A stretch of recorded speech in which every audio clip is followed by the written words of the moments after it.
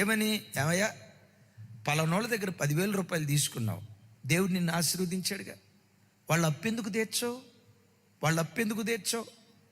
ఆ పేద వెధవరాల దగ్గర 1,00,000 రూపాయలు తీసుకున్నావు.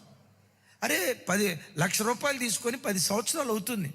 నువ్వు ఇప్పుడు కోట్లాధిపతి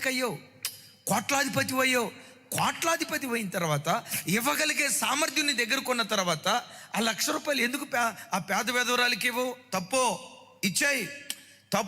ఇచ్చేయి. నీ మనస్సాక్షి నీతో మాట్లాడుతూ ఉంటే కొంతమంది దాన్ని ఎట్లా తోసేస్తారో తెలుసా? అది వెధవరాలు. దాని తరపున మాట్లాడేవాళ్ళు ఎవరున్నారు? అది నా ఎదురుకు వచ్చి నన్ను అడగలేదు, ఒకవేళ అడిగినా నేను గదమాయిస్తా, వెళ్ళిపోద్ది. మంది మార్బలం దానికి లేరు కదా. నేను కోటీశ్వరుని, నేను ఆడిందే ఆట, పాడిందే పాట, నన్ను అడిగేది ఎవరు? మనస్సాక్షి మాట్లాడుతున్నా కొంతమంది ఏం చేస్తారో తెలుసా? మనస్సాక్షి నేరారోపణ చేస్తున్నా ఆ మనస్సాక్షిని తోసేస్తారట. తమ్ముడు, నా వైపు చూడు. చాలాసార్లు నీ మనస్సాక్షి నీతో మాట్లాడుతుంది. గంటల తరబడి ఫోన్ దగ్గర కూర్చొని ఆడుకుంటున్నావే, చెడ్డవాటిని చూడకపోవచ్చు. ఆ సమయం వాక్యం దగ్గర గడపాల్సిన నీవు వాక్యం దగ్గర గడపకుండా, మోకాళ్ళ దగ్గర గడపాల్సిన నువ్వు మోకాళ్ళ దగ్గర గడపకుండా, ఫోన్ దగ్గర గంటల తరబడి నువ్వు ఆడుకుంటూ ఫోన్తో సమయాన్ని వృధా చేసుకుంటా ఉంటే, ఎన్నిసార్లు నీ మనస్సాక్షి నీతో మాట్లాడలేదు?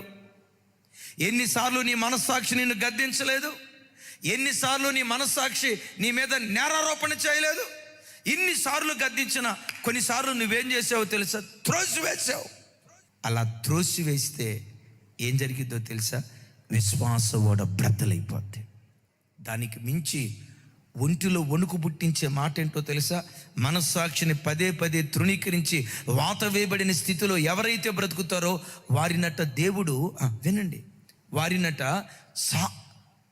బాబోయ్, ఎవరి చేతికి? వాడు సైతాను చేతికి అప్పగించబడతాడట.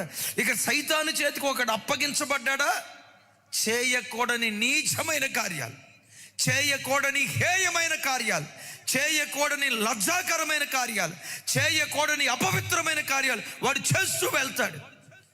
ఒరే, వీడు చర్చికి వెళ్ళేవాడు కదా, ఇంత ఘోరంగా ఎట్లా బ్రతుకుతున్నాడు? వీడు దేవుడు నమ్ముకున్నవాడు కదా, ఇంత రోత బ్రతుకు ఎట్లా బ్రతకగలుగుతున్నాడు? ఎలా బ్రతకగలుగుతున్నాడు తెలుసా? దేవుడే వాడిని సాతాను చేతికి అప్పగించేస్తాడట. అందుకని నేనంట, హైకోర్టుని మించి, సుప్రీంకోర్టుని మించి అసలు సిసలైన న్యాయస్థానం నీ మనస్సాక్షిలోనే ఉంటుంది.